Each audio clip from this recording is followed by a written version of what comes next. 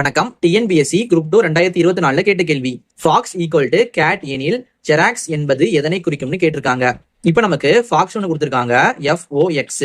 இந்த ஃபாக்ஸ்ங்கிறதுல எஃப் பார்த்தீங்கன்னா நமக்கு சியா மாறி இருக்கு, எஃப்ங்கிறது சியா மாறி இருக்கு, அடுத்து ஓங்கிறது நமக்கு ஏயா மாறி இருக்கு, ஓ வந்து ஏயா மாறி இருக்கு, எக்ஸ் வந்து டியா மாறி இருக்கு, எக்ஸ் வந்து டியா மாறி இருக்கு.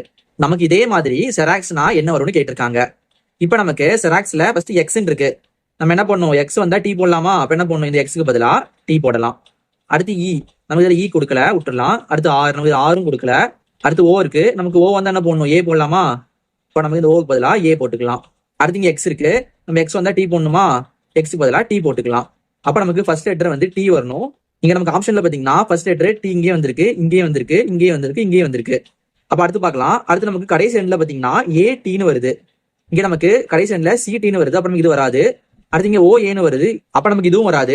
அடுத்து இங்க ஓ டீன்னு வருது, நமக்கு அதுவும் வராது. இங்க நமக்கு ஏடின்னு இருக்கு, அப்ப நமக்கு இங்கேயும் ஏடி தான் வருது, இங்கேயும் ஏடி தான் வருது. அப்ப நமக்கு இந்த டி தான் தேவையான ஆன்சர். இதே மாதிரி உங்களுக்கு ஒன்று கொடுத்துருக்கேன், இதோட மதிப்பு என்ன வருதுன்னு நீங்க கீழே கமெண்ட் பண்ணுங்க.